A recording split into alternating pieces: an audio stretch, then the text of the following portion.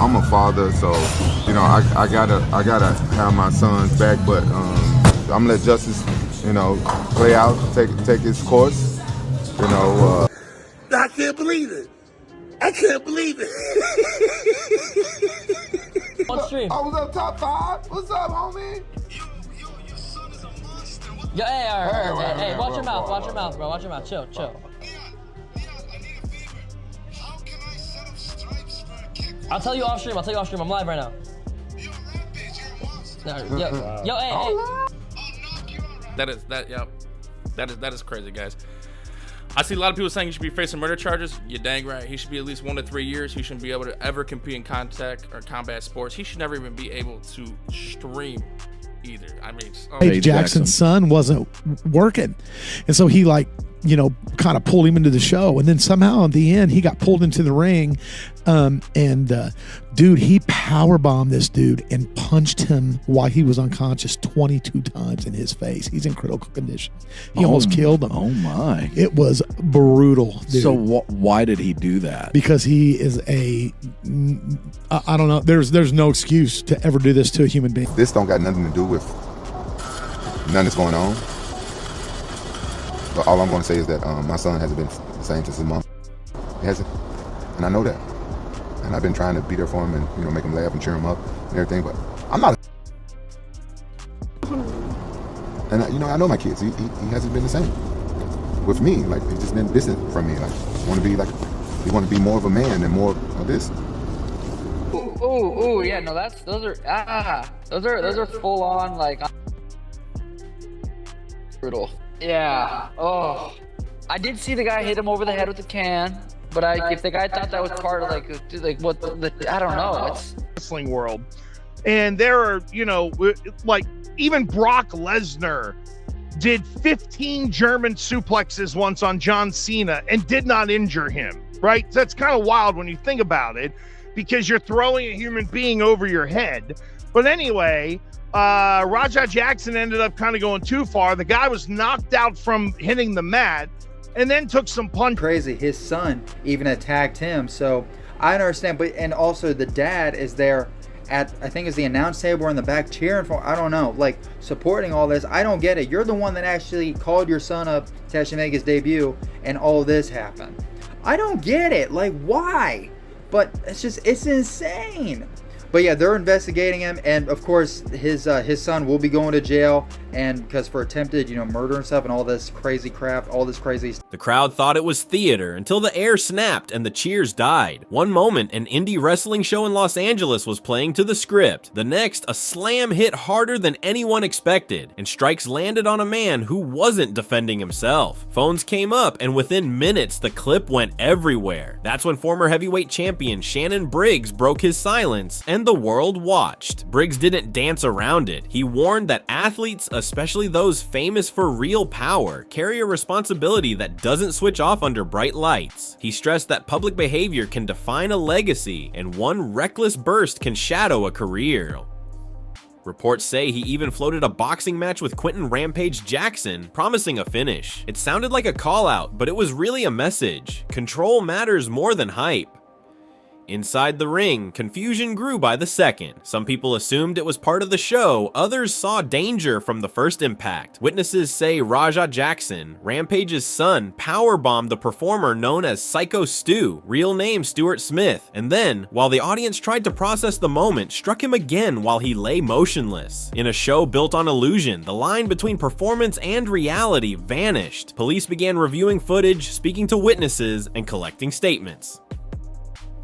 At first, no charges were filed, and that delay lit a fuse online. Commenters demanded accountability, some even calling for the harshest penalties available under the law. People asked how something so intense could unfold in front of families at what was supposed to be a fun night out. Meanwhile, the formal process moved at its own pace. Some voices even called for a lifetime ban. Updates about Smith's condition came in fragments. Early reports described serious facial injuries and a stint in critical care, followed by cautious relief that he was stable, but still in a tough state. There were posts about a fundraising page, Then pushback from family saying any link being shared wasn't from them. Even the basics felt slippery, with information changing as fast as the clip spread. Through that fog, concern for recovery remained. Family posts asked for prayers and patience as rumors swirled. Rampage went live and faced the storm directly. He told people to stop dragging his family, said this was painful to talk about, and acknowledged that his son hadn't been the same since losing his mother. He admitted that a parent can guide, but not live a child's life for them. It was raw, complicated, and human. A fighter stepped into a different role, a father steadying a ship.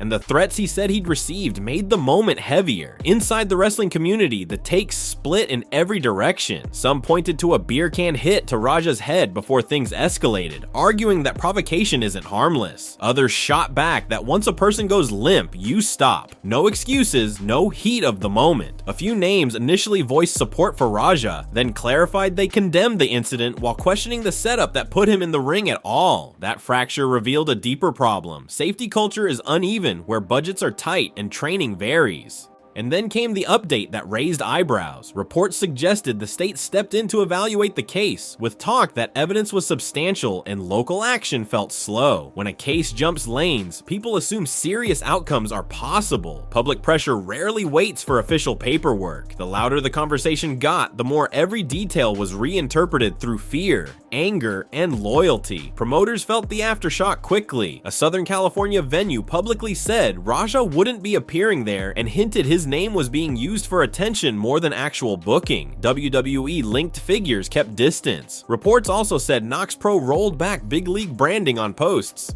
signaling a hard reset. Industry veterans reminded everyone of the first principle of the craft: protect your opponent, protect the brand, and protect yourself. One bad night can cost a career, and this night was suddenly on every timeline. A new wrinkle made it worse. Rampage said his son had suffered a concussion days earlier and shouldn't have been near a ring. If true, that detail turns a bad decision into a systemic failure. Performing with a compromised brain is how impulse overrides judgment. It also shifts part of the spotlight onto whoever approved the appearance, trained the participants, or encouraged the scene to continue. Responsibility starts to look like a web, not a straight line. Veterans reflected on their own rookie years, times when ego outpaced education and they were thrown into live chaos they didn't understand. They said that guidance isn't optional. It's the difference between a tough night and a tragedy. They repeated the rule every trainee hears: when someone is down, you protect them, because trust is the backbone of the business. Calm voices cut through the outrage. They were talking about culture, not just a single person. Even so, the images won't fade. A hard slam, a body unresponsive, follow-up strikes, gasps in the crowd, announcers reaching for words that wouldn't come. The algorithm fed it, and the clip took on a life of its own. People picked their villains and heroes. Some blamed the promotion for poor control. Others blamed the family for putting a real fighter in a scripted space. Still others blamed the entire trend of blending legit combat with worked drama. Shannon Briggs stayed on message. He knows a punch can rewrite a life in 1 second. He's lived that physics. He spoke about discipline, about awareness in public spaces, about reputations built over decades and broken in a blink. He urged athletes to guard their power like a loaded tool. Use it for the right reasons and keep it holstered when the stage isn't real. From a man who built a career on grit, that warning landed. The conversation ripped through podcasts and call-in shows. Some hosts argued that the other performer wanted buzz, that he stoked the fire and got burned. Others called that reckless deflection. The talking never stopped, but the slow, quiet part kept ticking. Interviews, timestamps, frame-by-frame breakdowns. The legal lens cares less about hot takes and more about questions of intent and harm. A camera is a witness that never blinks. Mark Henry pushed a different angle. Standards, education, consequences. He talked about how big companies fine, suspend, and send people away when they go off script. He insisted that safety and professionalism aren't buzzwords. They're the reason a show survives. He said he wouldn't apologize for saying hard things. Whether people loved or hated that stance, it underlined the central point. The code matters most when the crowd wants chaos. He called himself unshakable and doubled down on accountability. The unwritten pact of wrestling took center stage. The art depends on trust. I'll keep you safe, you'll keep me safe, and we'll give the audience a scare without real damage. When that pact breaks, the harm is real even if the storyline is fiction. Veteran voices said reputations travel faster than truth, and a single clip can haunt a career for years. With every fan filming, the margin for error is thinner than ever. So what did Briggs truly add to the whirlwind? He added authority to the simplest lesson. Power without control is a liability. Control without empathy is hollow. He tried to strike the balance, hold people accountable, acknowledge grief, and insist on standards that protect everyone. He turned a messy, emotional moment into a case study every gym, dojo, and indie locker room can use. And yes, he teased a fight because he's a showman who believes in responsibility. Where does it go from here? Reports say higher offices are watching, venues are making calls that protect their reputations, brands are stepping out of the blast radius. The other performer's family is focused on recovery and clarity, pushing back against false fundraising links and trying to keep updates accurate. Fans keep refreshing, hunting for official moves, while the system does its slow, careful work. Every new post gets dissected like evidence. If there's one takeaway, it's that the line between performance and reality isn't a toy. You can blur it for drama, but you can't ignore it when real force enters the room. For fighters, wrestlers, promoters, and parents, the rules are simple but brutal. Respect the body, respect the craft, respect the moment when adrenaline tries to write the script. The internet never forgets. And consequences don't care who was supposed to be the hero. And in that echo chamber, Shannon Briggs' voice rings out, not as judge and jury, but as a veteran pointing to the rails. The audience loves redemption, but it also remembers the fall. If accountability lands, it'll land because the process says so, not because a trend screamed loudest. Until then, the clip keeps replaying, the questions keep stacking, and the standard for safety just got louder.